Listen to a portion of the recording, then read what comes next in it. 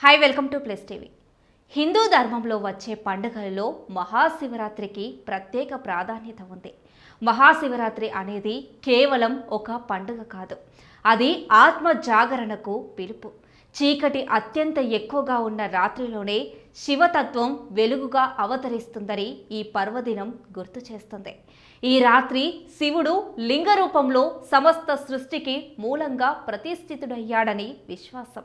శివుడు అంటే సంహారం కాదు, అహంకార నాశనం, అజ్ఞాన విఘటన. మౌనంలో ధ్యానం, జాగరణలో జ్ఞానం, విరక్తిలో విముక్తి. ఇవే మహాశివరాత్రి సందేశాలు.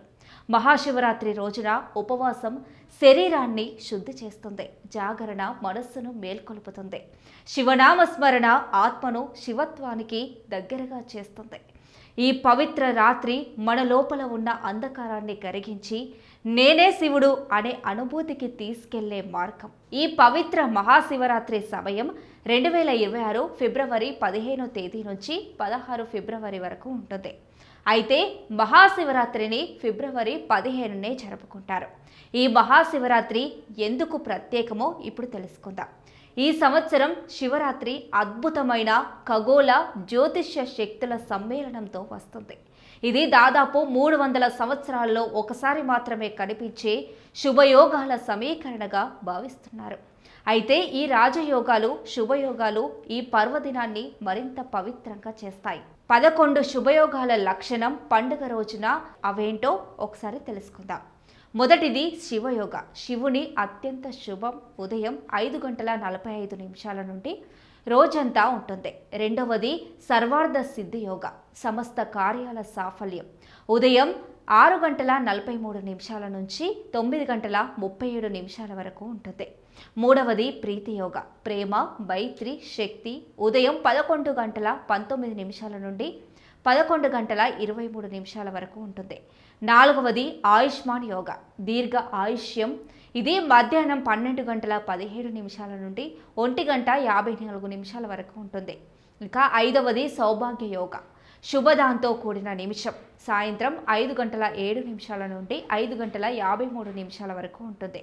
ఆరవది శోభన యోగ, శోభ, అభివృద్ధి. రాత్రి 7:47 నుండి 8:34 వరకు ఉంటుంది. ఏడవది సాధ్య యోగ, సాధనలో విజయం. రాత్రి 8:54 నుండి 10:02 వరకు ఉంటుంది. ఎనిమిదవది శుక్లయోగ, శుద్ధ ఆలోచనలు.